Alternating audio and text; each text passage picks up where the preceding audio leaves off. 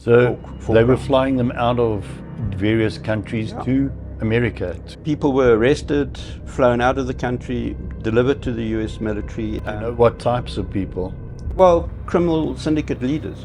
It brings us to Epstein and Epstein Island. You know, what were they doing on Epstein Island? Nobody's going to work. Our jobs are going to be taken over by robots, For sure.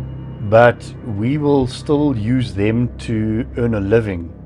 The technology that they're bringing us is to free us from, let's say, the laborious jobs that most of us do. The slavery that We've been under.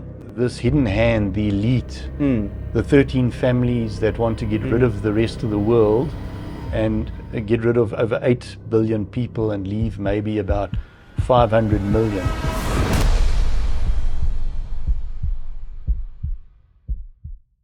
Welcome to Risky Business.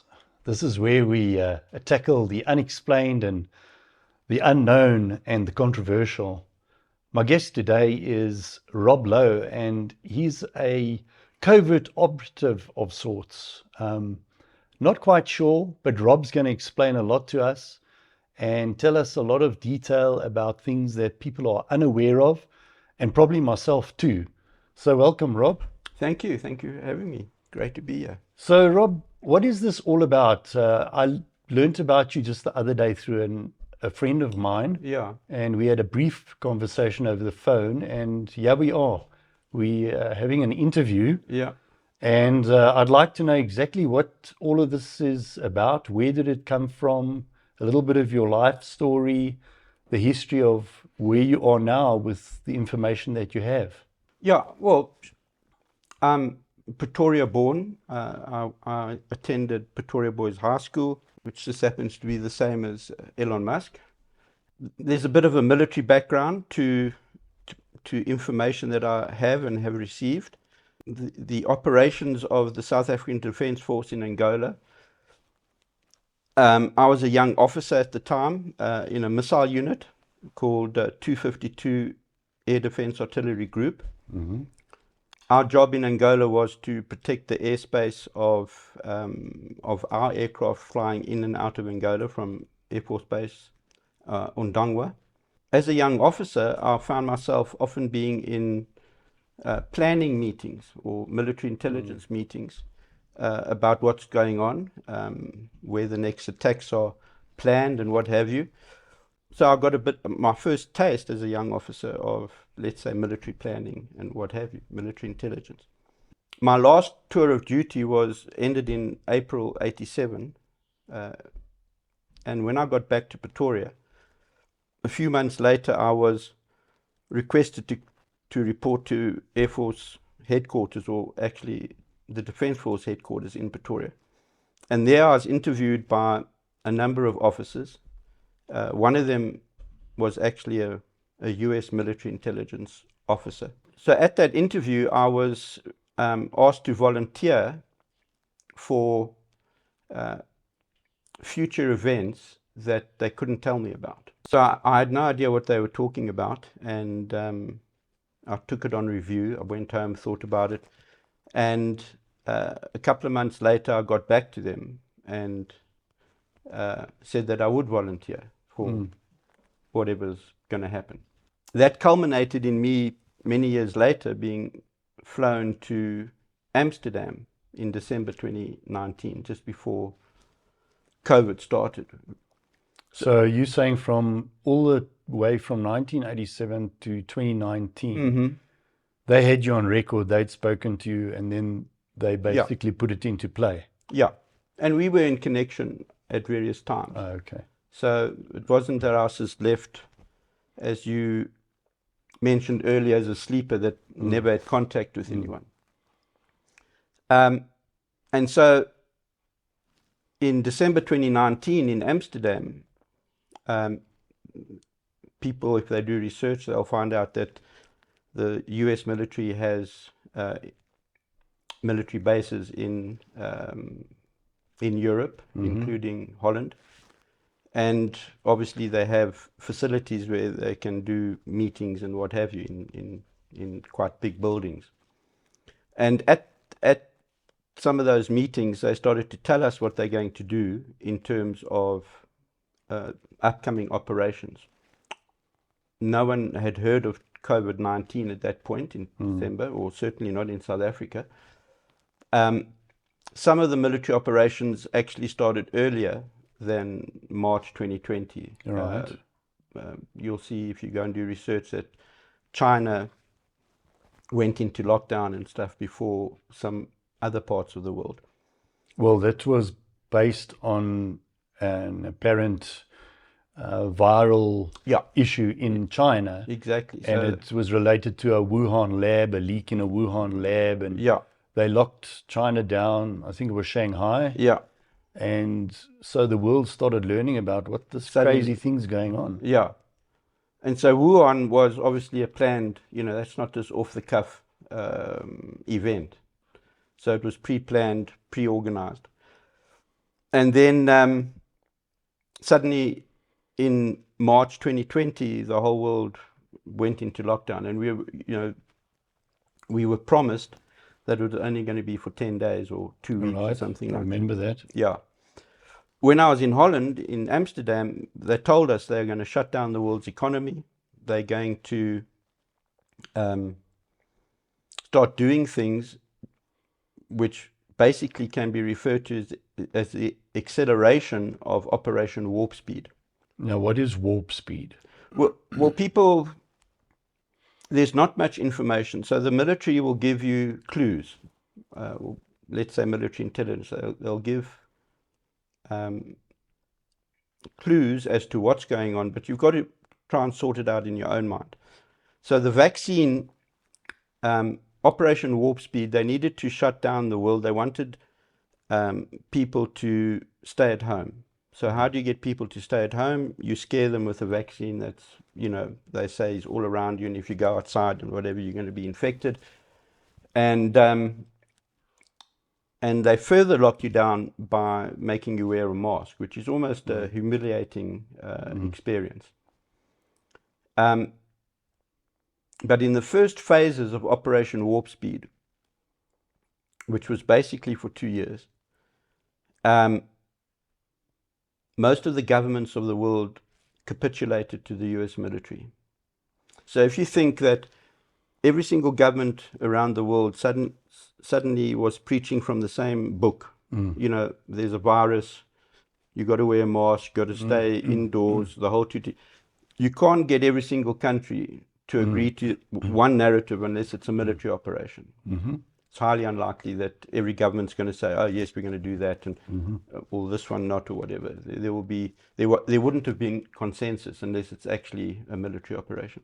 Okay, what is the intent of this military operation? Well, so that they're not going to tell the public.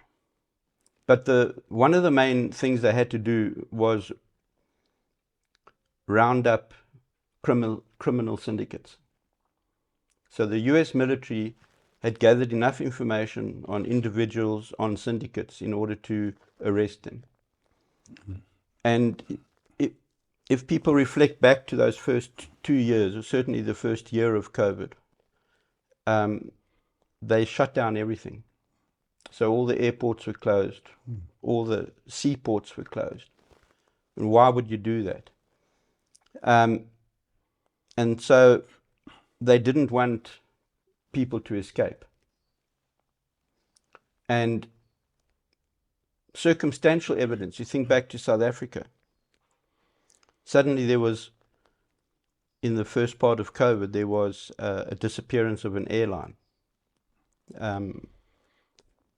Kalula just suddenly went out of operation. Right. Why would that be? So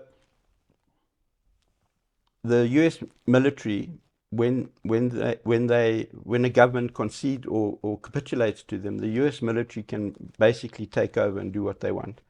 And so they needed aircraft to fly out people that were being arrested from Air Force Base. Right. Waterkloof, in particular. Which is a military airbase. It's a military airbase, yeah.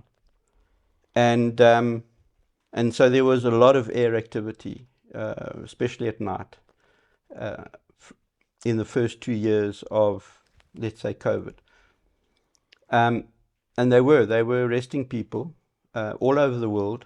That in particular, the crime that they're trying to eradicate is child and sex trafficking. Right. And if you go back to Trump, you'll see that he had a lot to say about child and sex trafficking, and he also signed a number of executive orders in order for the military to prosecute people that had been arrested. Right. Or have been arrested. And so that part of the military operation is ongoing, because not everyone has been that has to be arrested has been arrested. So for they were crime. flying them out of various countries to America. To in particular 2 military bases in America, including Guantanamo Bay in Cuba, and one in Alaska. There's a military US base on the, not Alaska, sorry, Greenland. Yeah, right at the bottom of Greenland, there's a big US military base. And so people were arrested, flown out of the country, delivered to the US military, and, you know, then there's not much information that can be given there. But do you know what types of people?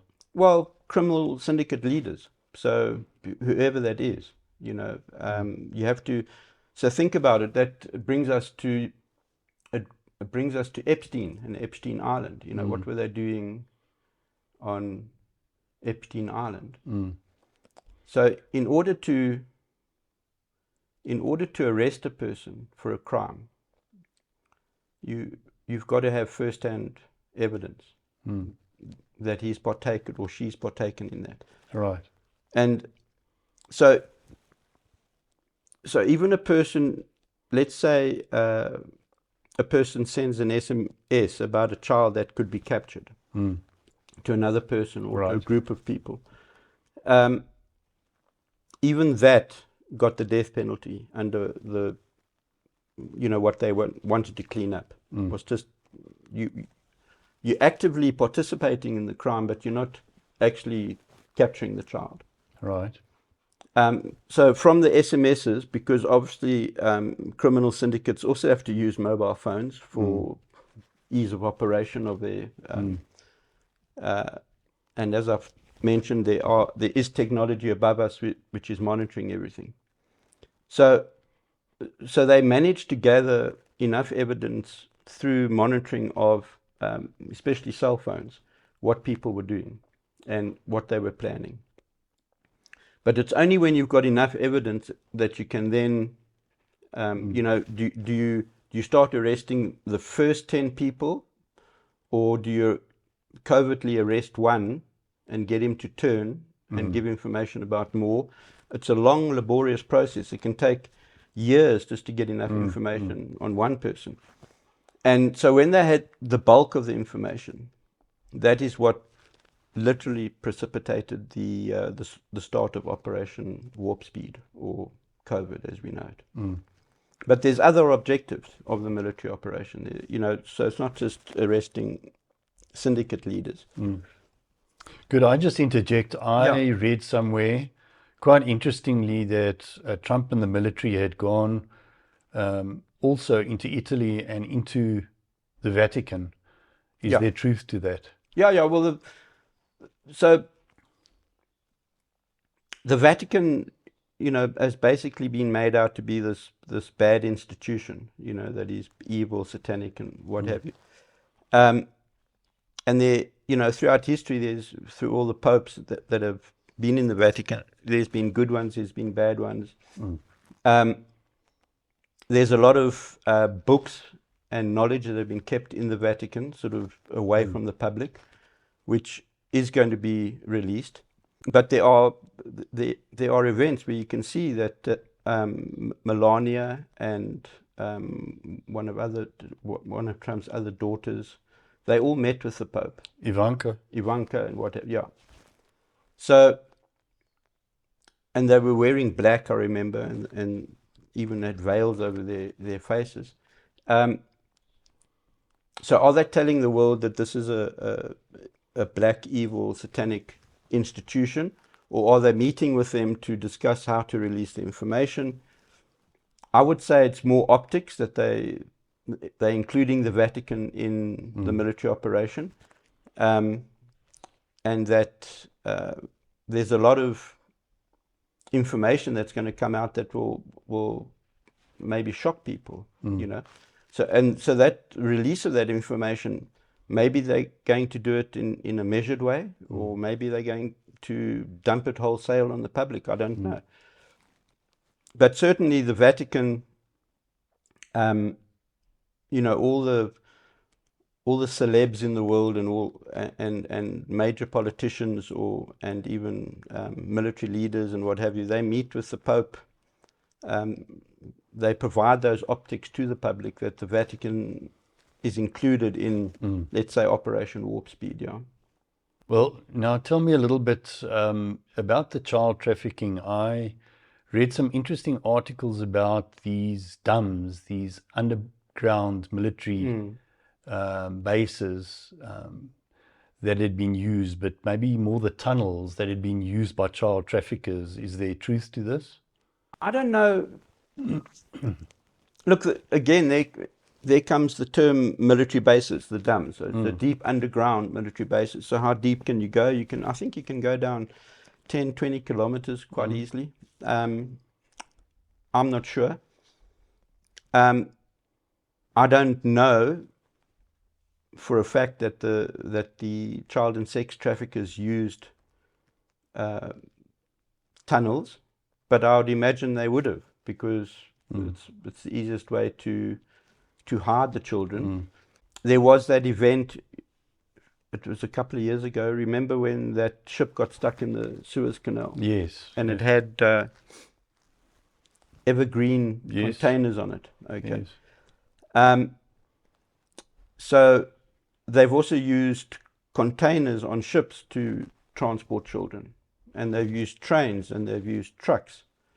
It all depends how the particular syndicate operates and where they have to move the children to.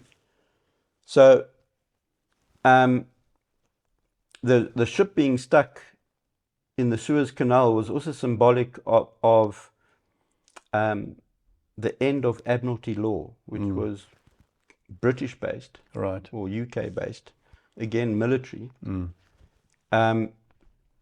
and where they had the control of the shipping lanes of the world. So there's certain areas of planet Earth and oceans and stuff where they don't want the public to go to, and so the shipping lanes end, and so all container ships all ships have to follow certain routes. Yes. Routes.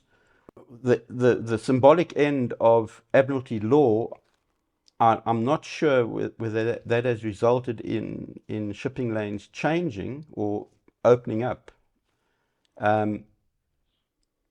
Certainly a place like Antarctica. I'm not really shifting subject now, but Antarctica, if people go and do research, they'll find that they've built close to 30 new runways in Antarctica. So is that to start to gradually open it up, like the shipping lanes? And in fact, there are commercial flights now from Cape Town for people to go and visit Antarctica. But only to certain parts of Antarctica. Yeah. But those other runways will obviously allow gradual opening up of Antarctica, as and when they deem fit. So yes, there actually are hotels and accommodation points being built in Antarctica for the public to use, as a tourist, to go and experience what Antarctica is like and what have you. So what these events show, I think, is that these places are going to be opened up, the shipping lanes, Antarctic, the Arctic Circle as well. And there's a lot of information, there's pyramids in Antarctica, which are lined up with Giza. I've actually seen the images and I've read about it. Yeah. Pyramids. Have you ever heard of Michael Tellinger? Yes. Okay, so Michael Tellinger, he holds a weekend in 𝐓𝐺𝐻𝐵𝐻𝐻 for anyone to go to. And Michael Tellinger is he's very well informed, let me put it that way. And he paints the picture on those weekends of, you know, what are the pyramids and what have they been used for, who built them, because we certainly can't build a pyramid. And how did they get those massive rocks into place? There's no cement used to hold them together. They're perfectly placed, perfectly cut out. And perfectly aligned. Aligned and whatever. So what technology did they have that whoever built them that we don't have? And yet they're here. So we can physically go and see them. I think in some of the pyramids they actually allow you into various parts of the pyramid and what have you. And the pyramids appear on all the continents. And Michael Tellinger, on his weekend, when you go to 𝐓𝐺𝐻𝐵𝐻𝐻, you're there for a Friday evening, Saturday and Sunday, and you leave on the Sunday afternoon. He also shows people that go on the weekend what he calls the stone circles. And so he takes you off the beaten track, you go onto dirt roads and you go into the veld, and there's just these constructions there all over the place called stone circles. And so people have, you know, people say that, you know, that was to herd cattle or whatever. Well, no. And it's only in southern Africa. There are stone circles in most countries around the world, but not to the extent of, there's over 1 million of them just in South Africa. So who was building all these stone circles and what were they used for? And when you go on the weekend, he takes you into the middle of a stone circle and you can actually feel the increase in vibration, in energy or whatever it is. And so Michael Tellinger teaches that these stone circles were healing centers and where they repaired RNA and DNA of people in a certain place within the stone circle. But they also transmitted energy. And some of the stone circles, again, are also lined up with Giza. And so it seems that they were power plants, technology that used the nature around us. A la Tesla. A la Tesla, yeah. And maybe they're going to switch them on again. You know, the pyramids are there. If they produced massive amounts of energy and electricity and magnetism, then maybe they can be turned on again. You know, Rob, excuse me, interestingly, just going back to Antarctica. Yeah. Do you remember Admiral Byrd in the 1930s? He led an expedition down to Antarctica. Yeah. And what was with military ships. With military ships. Yeah. And what was interesting that besides the fact that he traveled with his various ships and crews, 69,000 miles. Yeah. 69,000 miles, and he couldn't get past Antarctica. This is very interesting. And when they interviewed him on, it could have been ABC or one of the American channels at that stage, in the 30s, they asked him, well, what did you see? And he mentioned that besides there were pyramids and creations like this on Antarctica, he said there's lands to be explored beyond Antarctica. Yeah. And after that, he was never interviewed again. Yeah. So he just planted the seed. Seems like it. Yeah. On live television. I remember it was a black and white interview. Yes, that's right. Yeah, black and white TV back then. Yeah, so Admiral Byrd, or I'm not Byrd, sure, Byrd, he also, he was a good pilot, so he could fly. There's also, I don't know if it was a book that he wrote or just an article that he gave or whatever, but he gave information that he was flying over Antarctica due to the military op that was in progress. And suddenly the engine of his aircraft shut down. And he was just gliding. He couldn't turn it back on. restarted. And in the article he writes that suddenly he had a number of craft, UFOs, flying next to him. Mm-hmm. And they were able to speak to him, and they said that we're going to escort you to a place where you're going to land, and then we're going to introduce you to someone. Mm. And so it sounds crazy. Certainly does. Yeah, did it happen? Who knows?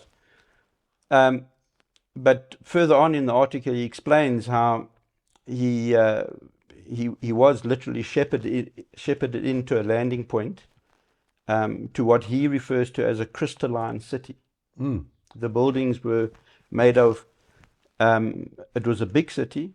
There was a lot of interesting tech going on, things flying around, levitating cars, levitating aircraft. And he went into, I'm not sure who he refers to. I don't think he names the person. He just mentions that he met this person, and he had. So these were not aliens of a strange type, or no, they were. These were people. Yeah. And they had a completely different existence on the other side of the Antarctic ice barrier or ice wall.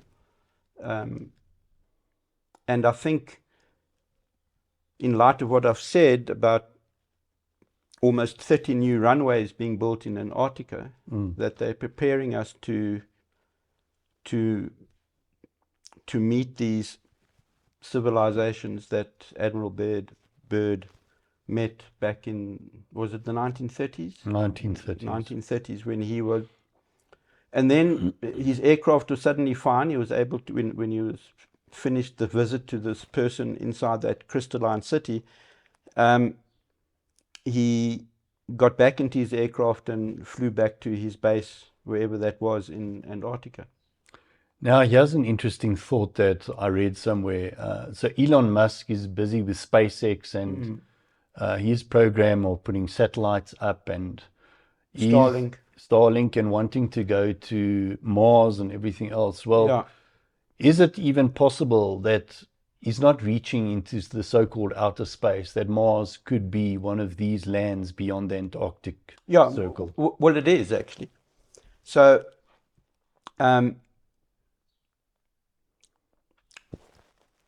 so people must do research about flat Earth.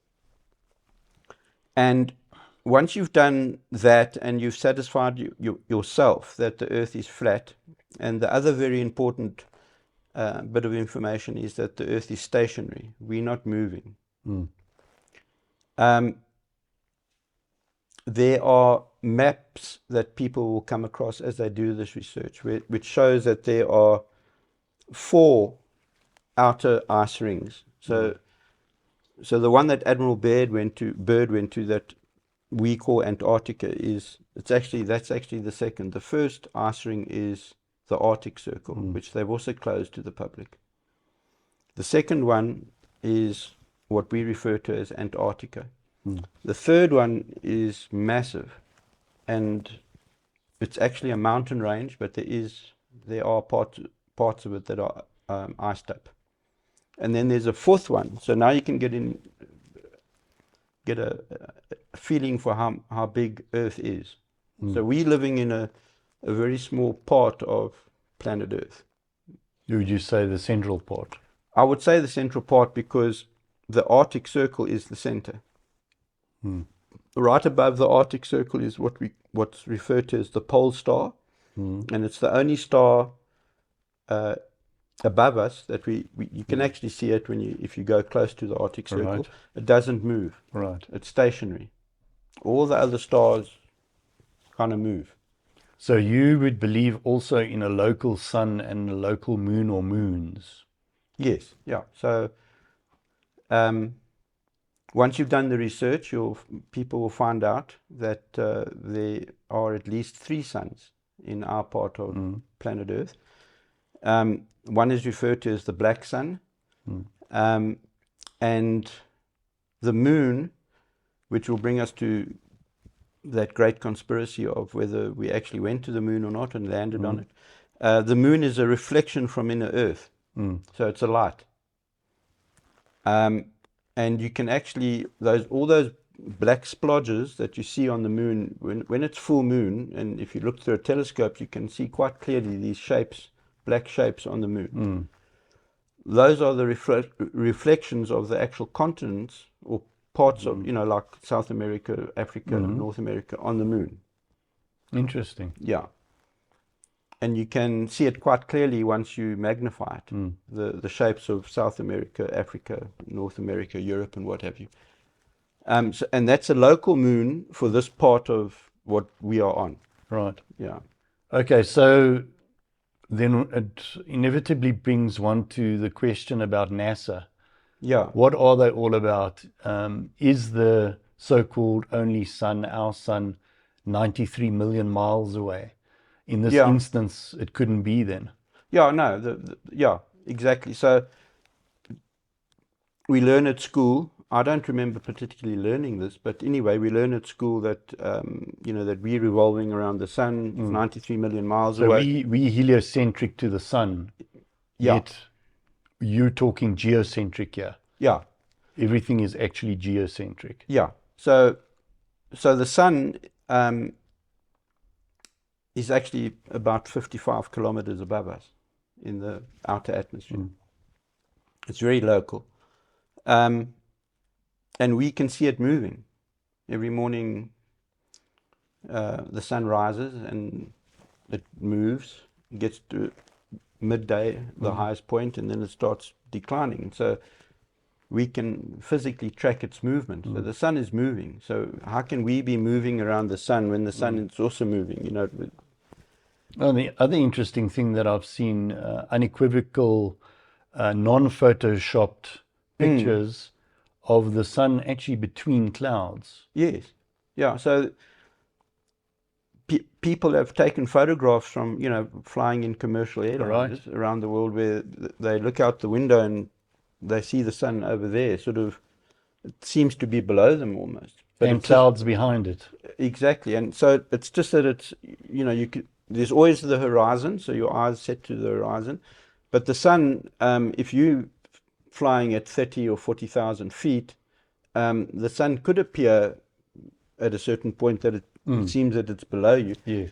But yeah, it's right there. If the sun was 93 million miles away, you wouldn't be able to see the sun because your vision, that's how local it is. It's close to us.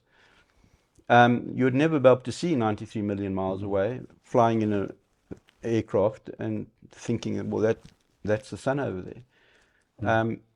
So there's a lot of misconceptions that people have to sort out for themselves about whether the Earth is flat or a spherical ball traveling at unreal speeds around the sun. They say, in order to do an annual navigation of the sun, 365 days, you've got to travel at somewhere between, they say, 67,000 miles per hour. Now, I don't know about you, but when I travel in my car at 120 kilometers an hour, I can feel that. You can put your hand out the window and it will actually blow your hand back and what have you. So imagine what wind would be created if you are traveling as a planet at 67,000 miles per hour. That's many, many times the speed of a bullet, and no one can see a bullet. So yeah, I strongly suggest to people to do a lot more research around flat Earth and what it really means, and is the sun local? What is the moon? Is it possible to land on the moon? And NASA is clearly funded by military budget, or by US administration budget, and they've done all those things, landing on the moon and what have you. Is it to deceive people on purpose, or is it to hasten people to the truth that you can't land on the moon? And as people do that research, they will find themselves moving towards the fact that the moon is a reflection from inner Earth. Just like most of us have watched Batman movies, we can bring Hollywood into it as well. So Batman movies, in every Batman movie, you'll see Batman would often be on the top of a building, and then a searchlight would go on, and his image would be portrayed in the sky, Yes. looking much like the moon. So the searchlight reflects Batman in the sky. The moon is reflected into the sky from what's happening in inner Earth. I haven't sorted out in my mind completely what exactly is happening in inner Earth, but the Arctic Circle seems to be one of the main points at which we can go into the inner Earth and see what's happening there. Will that happen? I don't know. I think they will open that up to the public. So you've got all these TV programs that talk about people and creatures and stuff that come from inner Earth. Yeah, people have to do their own research and find out for themselves what they want to believe from that point of view. You know what, Rob, there was a video that I saw that was very telling to me. I don't know if it was one of Elon Musk's rockets, but it could have been at about 73 to about 79 miles up. Yeah. That this rocket actually hit a barrier. Yeah. And this barrier is what has been referred to since biblical times as, we're living in a dome. Yeah. And actually watching the footage, this rocket skidded across this impenetrable barrier, but it made almost like you would puddles as it skidded across the surface, but it couldn't penetrate it, and it came back down. Yeah. So it's very interesting that that's an impenetrable barrier above us. Yeah. So then what are the stars? Then what is beyond that? Look, the Bible refers to the dome as the ether. And it talks about water above and water below. So if the Earth's flat and you've got the various oceans, so we've got water on the Earth, but then it's mentioned that there's water above us.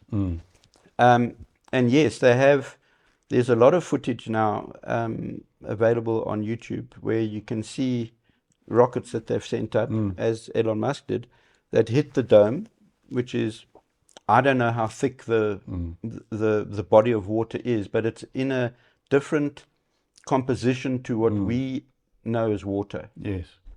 And so there's even a movie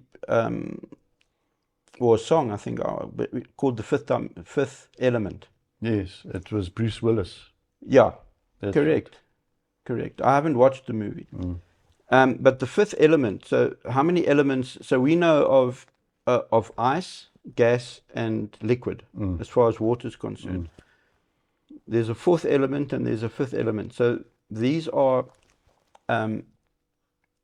things that we still actually have to learn about substances that can have or have five elements to them, that they can be in different forms, that we may be seeing them, but we don't recognize them. Correct. So the rocket hits the dome, and it's almost a watery effect, and you can see. And it skids off it. Exactly. As it's traveling, it first hits it, and then it'll start, and you can see the rocket then starts going in an arc. In an arc, yeah. So it's following the curvature. So strictly speaking, the Earth that we're on is flat, but it is a dome. Right. Because there's also a dome underneath it to protect it. Right.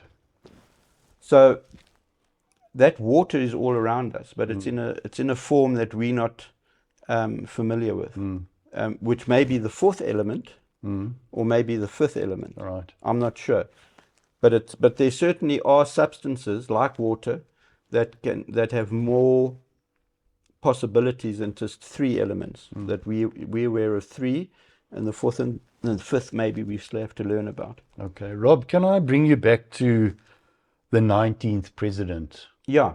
and what this is all about? Who's the 19th president? Because we've now got the 47th president. Yeah. What's the difference and why?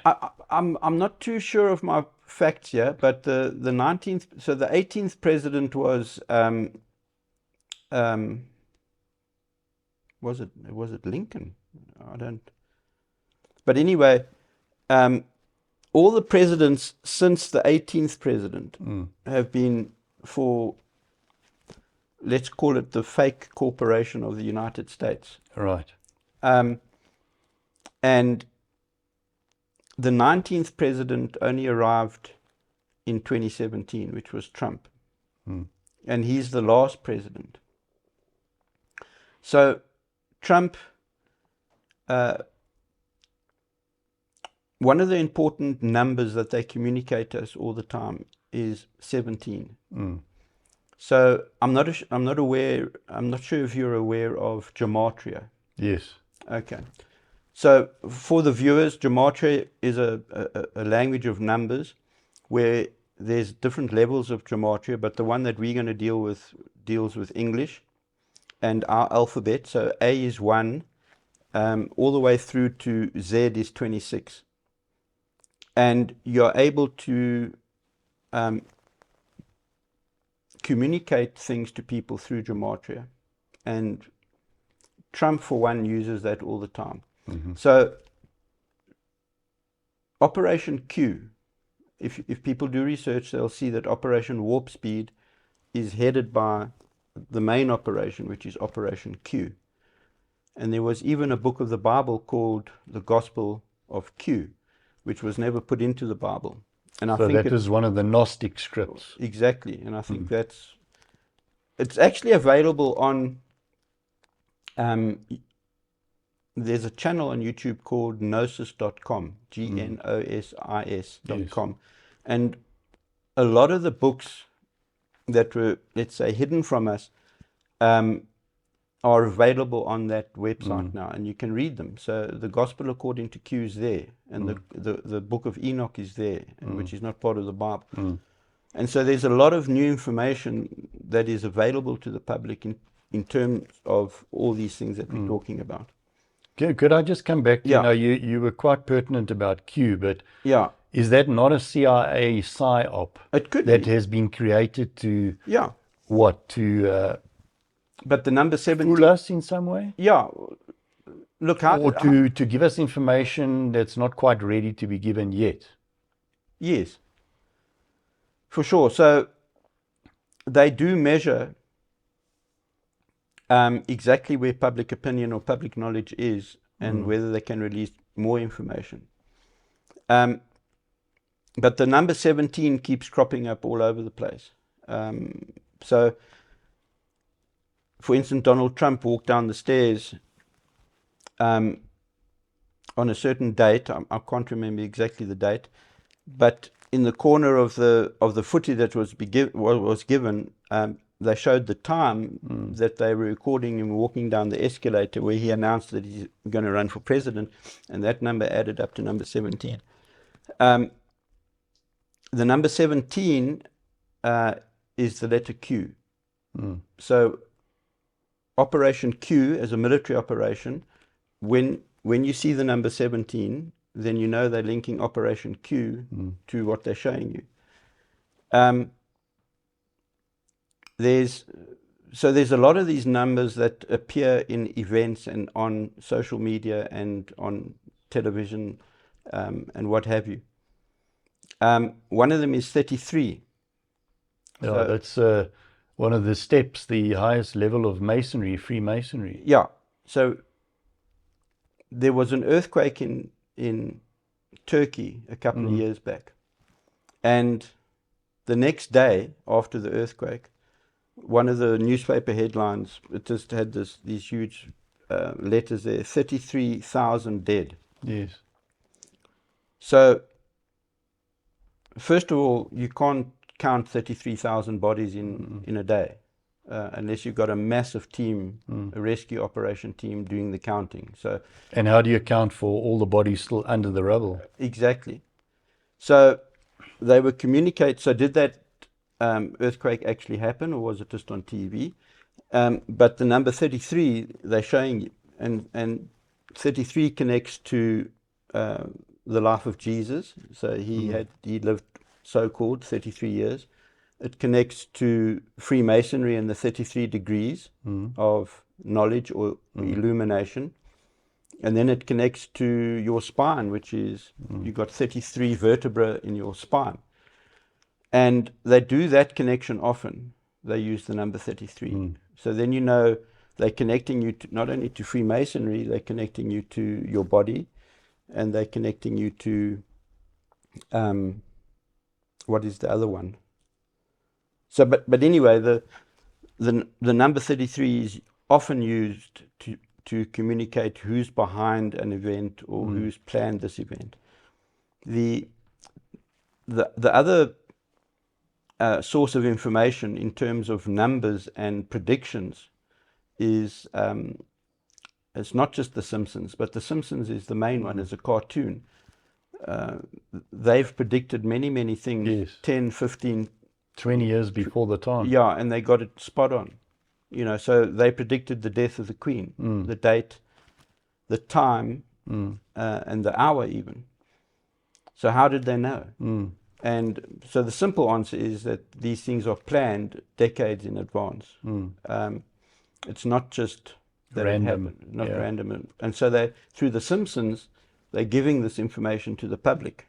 Whether the public ties it up when it happens later on, I don't know, but they plant the seed that the Queen was going to die on a certain date. And yet, if people go, there are channels on YouTube that deal with the Simpsons predictions. So, you know, go and watch them and see how they were able to predict.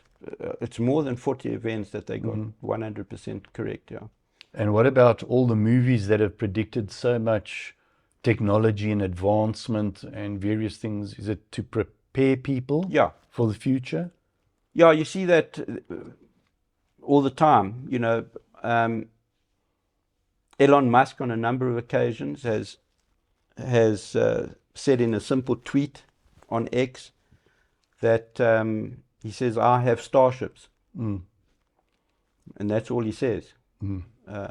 3 words. So, what starships is he talking about? Exactly. Why would they still be testing starships as they show with SpaceX? And then he says, "I have starships." So you wouldn't have to test them if he Already had them. if he already has them. And what starships are these? So the movies, and there's a lot of these sci-fi movies, you know, from Star Trek and what have you, showing magnificent looking starships that the crew are flying in and navigating in and what have you. And maybe those are the starships that he's referring to. You know, he tested that booster rocket being caught recently. And they managed to catch it on the first attempt. This doesn't happen in normal engineering. You're not going to catch something like that and bring it down precisely on your first attempt, you know, with the pressure of the rocket nozzles on the side and what have you, maintaining that thing's perfect balance to be caught by that construction, that crane. So clearly they had that technology of being able to catch a booster rocket.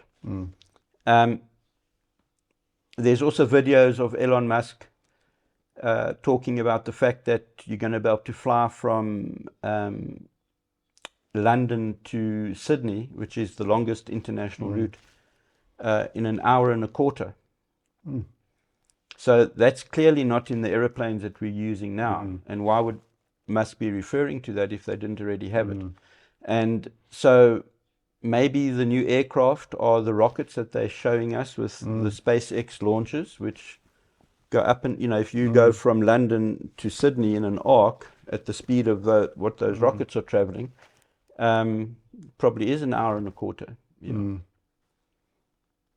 So yes, the movies, they show there's another technology that is available, which is going to be released. I'm not sure when, but they refer to it as med beds. Yes. So the medical beds are sonic healing machines. They use vibration, similar to the stone circles that I referred people to in Michael Tellinger. People, when you go and stand in the center of those stone circles, you can feel an increase in vibration. What is the vibration doing to you? The med beds are going to be things that technology that people are going to be able to get into, which they show in many movies. You'll see in movies, there was Charlize Theron acted in the Fast and Furious 10, the last Fast and Furious 10 movie. And in one of the scenes, she's in a fight and she gets quite a few wounds and is a bit beaten up. And in a scene a little bit later, you see Charlize lying in this pod next to the person that she was fighting. And the wounds and stuff that she suffered in the fight just get healed, they disappear. Is that all fantasy, or is that actually reality with what we refer to as sonic healing machines? Nikola Tesla is the person that discovered the med beds, or the sonic healing machines, using very high levels of frequency to change your RNA and DNA to repair it, basically. So my understanding of what's happening is that the vaccinations are the intervention of healing the RNA and DNA, and the med beds are going to be the second intervention of improving a person's RNA and DNA. So that's going to result in people having much longer lives. Okay. The one example they give with regard to the med beds is they say an 80-year-old woman will lie on a med bed for about 30 to 40 minutes, and when she gets off, she'll be the physical age of a 20-year-old, and she'll be able to have children, fall pregnant. Okay, so all of this stuff is very interesting. We come back to the vax and the boosters that were given. Now, there are accounts, eyewitness accounts and statistics everywhere in all countries, but even in South Africa. I know there's a group on Telegram called Vax Shedding. Yeah. And they've accounted for a lot of people that have passed away, or some of the side effects after getting the vaccines. Do you think there was bad batches and it was never intended to hurt people? Or there are other things that we aren't aware of there either? How do we account for these things? Because they're very contrary. Yeah, no, they are contrary, and Trump promoted the vax. Djokovic said, don't take it.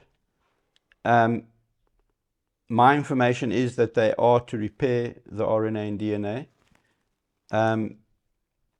People dying, I think, is more optics than fact.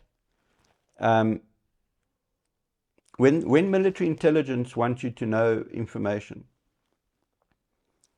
they always present it in a negative light. So the reason for that, or one of the reasons for that, is that they want people to research what they're telling you.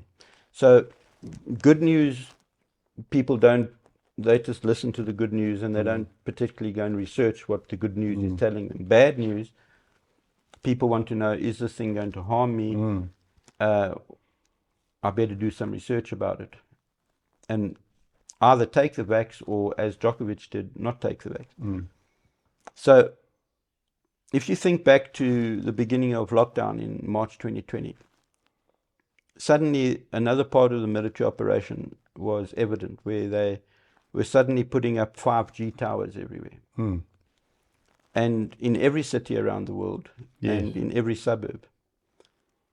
So first of all, how likely is it that all the telecom companies of the world, like, you know, Vodacom and MTN, all suddenly decided at the same time that they're going to, on the same day, start putting up 5G towers where they operate? Well, interestingly, the 5Gs went up when we were in lockdown, which gave them, you know, endless open space and time to put them up, and very few people even noticed. Yeah.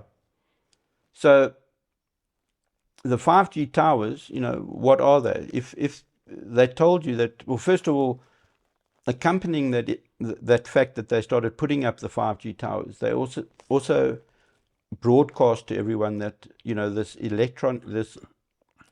magnetic frequency is bad for you. It's going to cause cancer and what have you. So having a 5G tower in your suburb close to your home is going to cause cancer.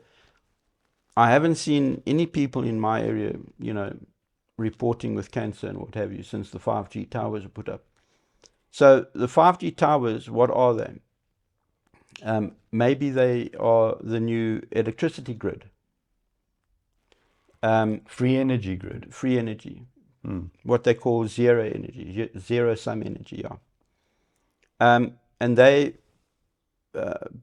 those towers extract energy from the atmosphere. Nikola Tesla, again, is the person that discovered this. I think he didn't actually discover it. He copied the technology from other civilizations, the pyramids and what have you. Maybe improved it a bit, I don't know.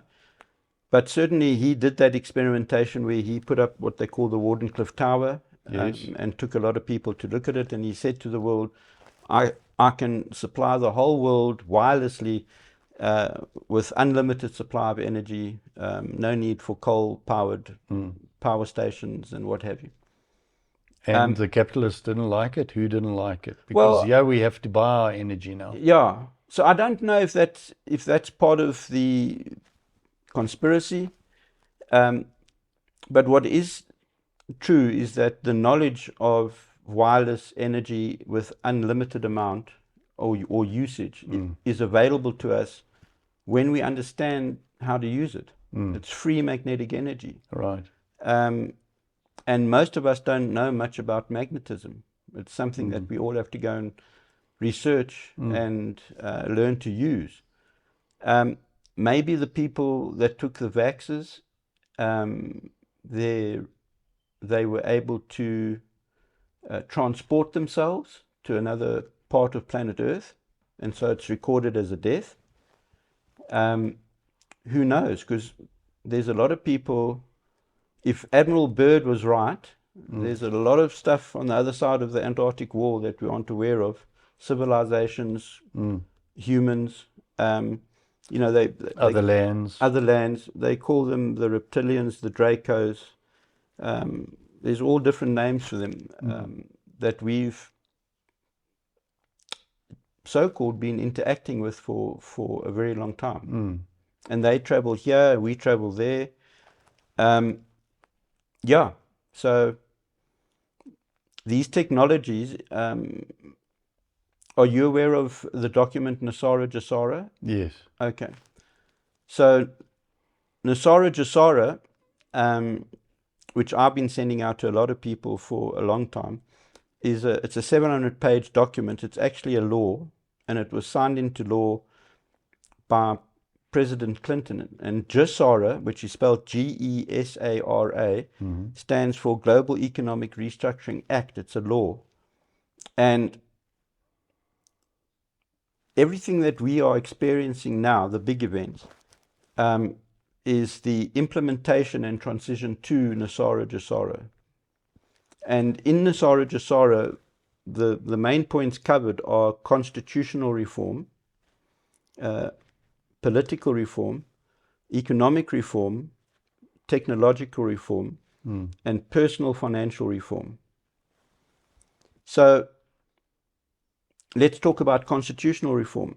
The Constitution of the US of 1776, and there's the number 17 for Q,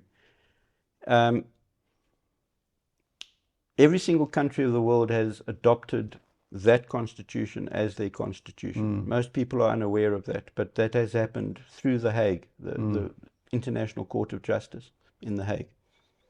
So there's the constitutional reform, and most people don't know their constitution. They don't know what their actual rights are and what have you. So everyone needs to go and read the constitution and understand what their rights are. Then there's political reform. So I mentioned that Trump is the last president of the United States, and officially he's the 19th. So after our election this year, suddenly we had a government of national unity. No one voted for that. The politicians just decided. That's right. And so what's happening with them, if you merge all the political parties, well, then you end up with no political party, because there's no one philosophy that sticks out. And suddenly all our politicians were willing to work with each other. And there were elections held around the world in many countries in the same way. The same way, and the same year. Yeah. So that's clearly something that has been planned and pre-planned, that the political parties of the world are going to merge. You're going to get rid of, let's say, all the sore points of political difference, and slowly those political parties will disappear. They're also going to be able to, if you read the gematria, the Nasara document or Gisara document, they're also going to, there's one point where it says the end of taxation. That's all it says. I think it's the 4th point. So the end of taxation, what does that mean? And if you end tax, then you, by consequence, you end government, and you end politics, and you end politicians. Look what's happening in the UK. You know, since Boris Johnson and what have you, it's a mess. They're showing the public worldwide that that politics it has to be changed. You can't have what's going on. You know, I mean, Boris Johnson didn't even go through the political process of resigning. He just sent a tweet or a message to the British Parliament saying he's stepping down. The normal protocol is you've got to go and meet the Queen, correct, discuss it with her, see what she wants or wants to say on the matter, and then you have to go and deliver a speech in Parliament to say that you're stepping down. But he didn't do any of that. And now with Starmer and what have you, the same kind of thing going on. There was Lynn Truss, who was in power for 45 days. Another number, 45. President Trump was the 45th president. So politics, as part of the Gisara document, is going to end. We're not going to have politics or politicians. Then there's technological freedom or technological issues. So the Gisara document mentions that there's going to be over 6,000 new technologies unveiled or released to the public. That's a lot of technologies. One of them that is coming soon is the driverless car. Well, it's already there. It's already there. Okay. Yes. And next year, the first flying cars go on sale. But we've already seen the prototypes are working. Yeah.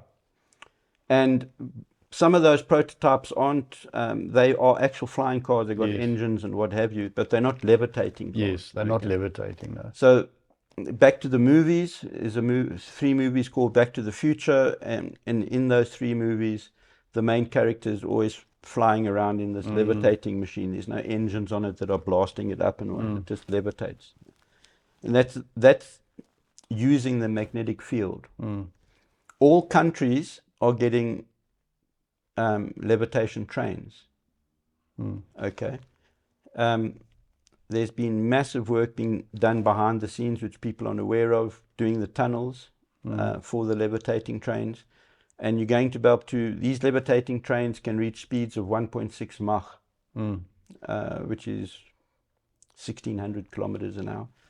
So you'll be able to travel, let's say, from Johannesburg to Cape Town by a levitating train. It will literally be an hour, you know. Isn't this something similar to Elon Musk's Hyperloop? Yeah, it is, yeah. So the Hyperloop, the speed of the train is only possible when it's in a vacuum. Yes. Okay, and that's what the Hyperloop system was, or what he showed the world, was that the loop's going to be a vacuum, which will allow whatever's in the loop becomes frictionless and magnetic and what have you, and literally will be pulled to its destination as the system of magnetism works. Yes.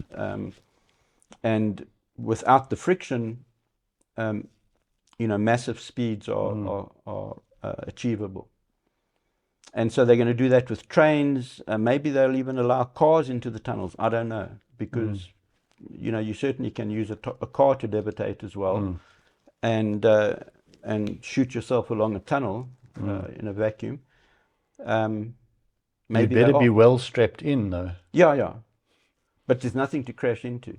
But the deceleration could be interesting. So what's interesting is all that work that's been done on the highways, in Centurion and on the R21, where, you know, everyone's been delayed because they've closed lanes down.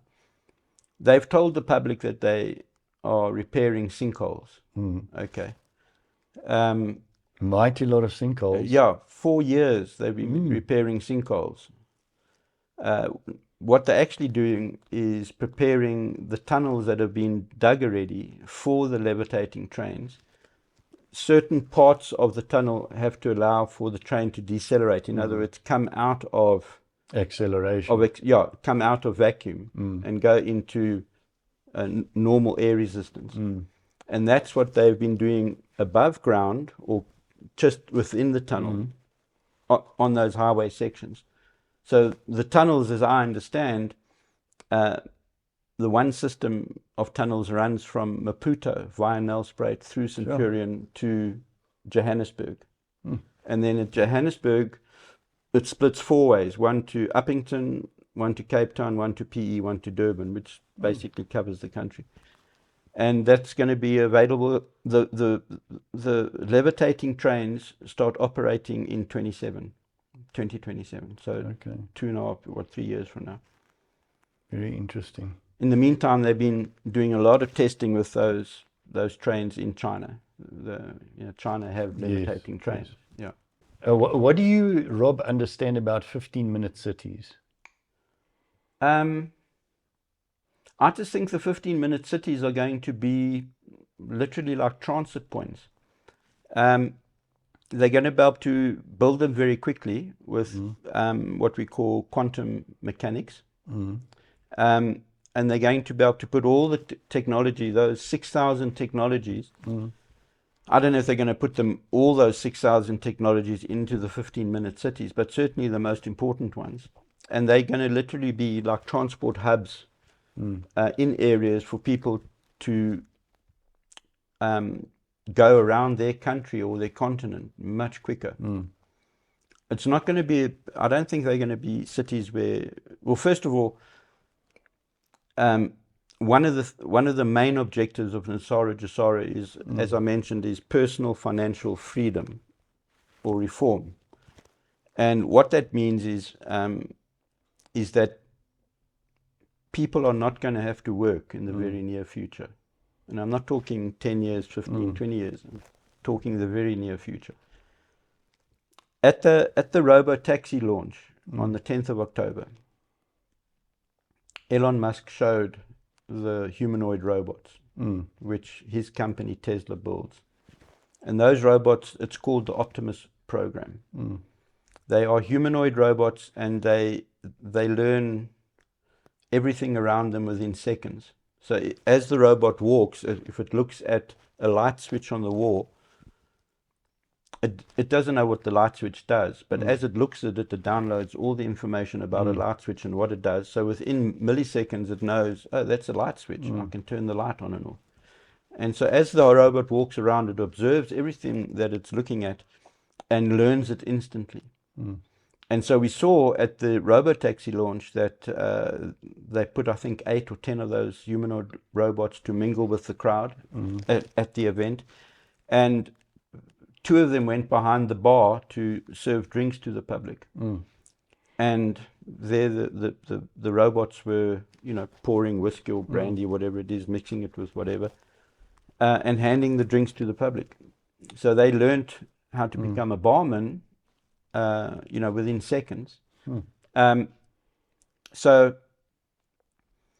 that's going to result in everyone being replaced by a robot, whatever they do. I run an airport transport service.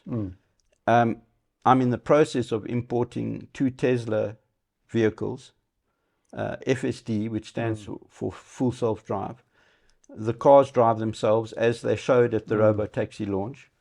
I won't have to drive anymore. So my business will carry on operating, and it will actually increase its profit dramatically, because the vehicles can drive 24/7. They don't need rest. And they don't, at the end of the month, you don't have to pay the vehicle for doing all that labor on my behalf. Okay. And so everyone's going to be replaced by the humanoid robot in whatever job they do, free, so that they can do all the exploration that they want to do and have the money to do it. So that economic reform is very important. And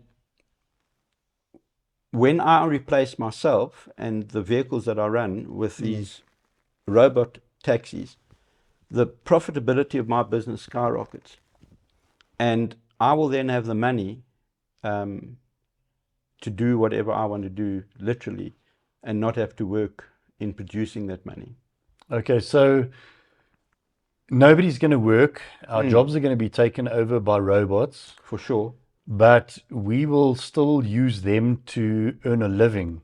Yeah. So the thought of this hidden hand, the elite, the 13 families that want to get rid of the rest of the world and get rid of over 8 billion people and leave maybe about 500 million. Yeah, there's no truth to that. No truth to that. No, very shortly, well, they even showed last week, I think it was, Kim Kardashian being the first person to purchase a humanoid robot for, you know, so she's got a massive YouTube following. It's in the millions. So many people would have seen her purchasing this humanoid robot, taking it home, and there obviously will be footage now of the humanoid robot working in her home, doing her all the housework in the house. So if you listen to the launch speech of Elon Musk when he launched the robotaxi, he said this is an age of unprecedented prosperity. So the technology that they're bringing us is to free us from, let's say, the laborious jobs that most of us do. The slavery that we've been under. No one wanted to be a shelf packer. I certainly didn't want to drive 27,000 Ks a month driving people to the airport and back. We're all going to be released from this drudgery to expand our horizons and decide for ourselves what we're going to do with our time, whether it's to travel like Admiral Byrd to the other side of the Antarctic, or just to discover what's on planet Earth and what maybe not on planet Earth. We're going to be given a massive choice of what to do with our time. Because in that same speech that Elon Musk made about the robotaxi, he said, it gives you back your time, which is a very significant statement to make. Okay, so now I've got to ask the inevitable burning question in my mind. If all of this is unprecedented prosperity for the future, what about the end times that's predicted in the Bible? I don't, look, you know, there's a lot in Revelation which you can interpret in many ways, you know, and I'm not au fait with all the predictions of the end times and when it's going to happen and what have you. But if they're bringing us med beds and levitation machinery and flying cars and There's so much more that's going to be self-drive vehicles and what have you. That sounds more to me as maybe we're ending the old times and beginning the new times. But that sounds to me like a whole lot of new freedoms. And when you read the 𝐷𝐿𝐷𝐿 document, and you go through those 5 things that I mentioned, all of it leads to us being freer as humanity, as opposed to caught up in our jobs. I mean, most of South Africa have never flown. You know, the overwhelming majority of the people in our country, people living in the townships and all that, they haven't had access, just because of money, to flying around. And on a number of occasions, President Ramaphosa has mentioned on TV that the end of poverty is near. And what is he talking about? And I believe he's referring to 𝐷𝐿𝐷𝐿 and the fact that every person's going to, through technology, going to be paid a pretty high universal basic income. Because if the turnover of every company in the country goes up dramatically because you're employing robots and other technology, they're going to have so much money available that they're going to be able to pay everyone what they call the universal basic income. And Elon Musk talks about this. There are videos of him saying everyone is going to receive, and he calls it a pretty high universal basic income. They're going to get quite a big chunk of money every month. Now, interestingly, if you look biblically, Jesus said, the poor will always be with us. That's a very difficult one to mesh with what you're saying. Yeah. Is he mentioning material poorness or poorness of thought or other aspects of being poor? Good question. He probably was talking about material, being poor materially. Yes, there probably will be, even though every person's going to be paid this excess money that's going to be available because of technology. A lot of people will waste it, and they'll maybe still be out on the streets, or not be able to do what most other people are doing with the money that's been given to them. So yeah, I think there will be aspects of poor people being with us all the time, but not to the, it's more their own fault that they're poor, not that they haven't been given the resources to take themselves out of poverty. So the cost of the humanoid robots is going to come down dramatically, and people will also be able to lease them. So if you've got a humanoid robot and you're living in the township, you'll have that helping hand to do, it will release you to do other things, which could possibly increase your earning capacity over and above the basic income that's going to be paid to everyone. And we in South Africa know already that 19 million people are on monthly subsidies already, which is it's a basic income. Can I ask you this question? So if everybody's going to be released and there's going to be a fairly high universal basic income, why do we even need that income? Why do we need cash of any kind? Why do we need credits? Why do we need any form of crypto? Why isn't it all just, you can ride free, you can get your food for free? I think it will move closer and closer to that, because but let's call it in this stage of the operation, we still have the money system, which is being phased out. 𝐷𝐿𝐷𝐿 document clearly speaks about that. And once we accelerate the move away from money to, let's say, commodities, which is what is actually happening behind the line, so precious metals, I think the actual notes in existence are going to be removed, and we're just going to get numbers put into our so-called bank account, and those numbers will allow us to, there will still be pricing, okay, because of supply and demand, because not everyone's going to go into the technology at the same time. It depends on where your mind is.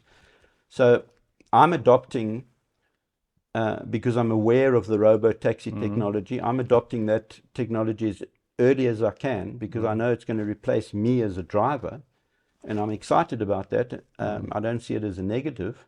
All that time that I spend driving is now I'm going to put it to some other use, whatever that is.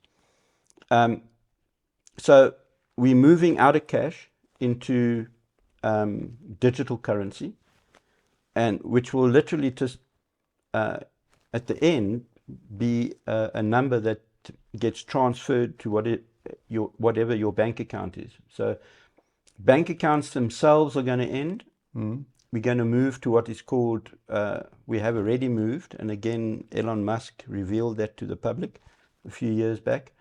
We're going to move to decentralized digital wallets.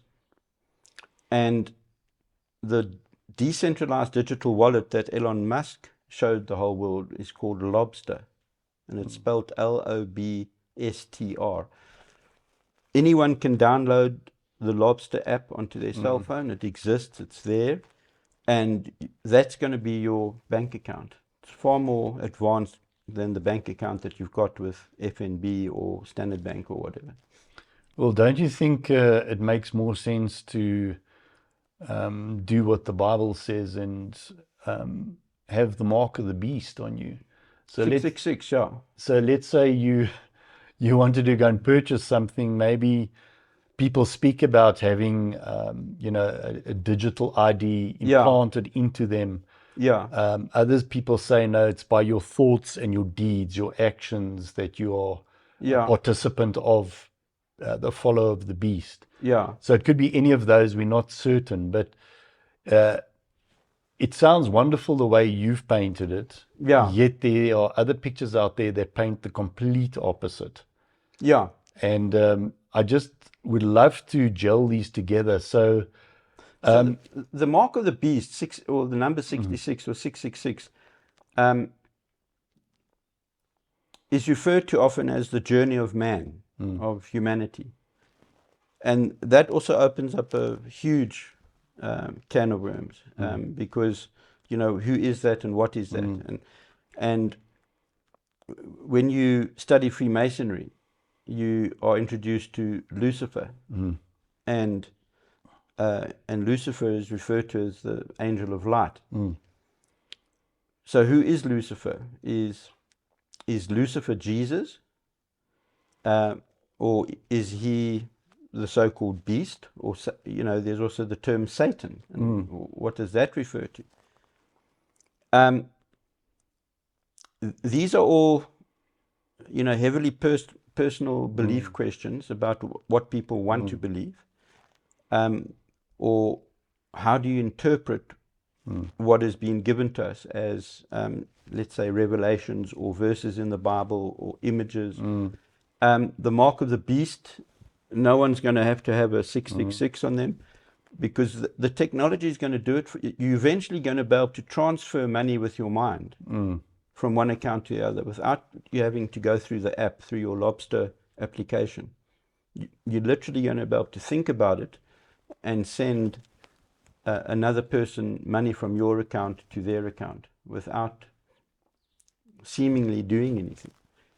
So the power, but the vibration of the mind has to increase to that level where you can do that. At the moment, the vibration of our bodies and our minds is not high enough in order for us to do those things. So we have to have machinery to help us. And certainly, when I adopt those motor vehicles that are full self-drive, I'm adopting technology that is better than me. So we won't need graphene implanted in us through vaccination? I don't think so.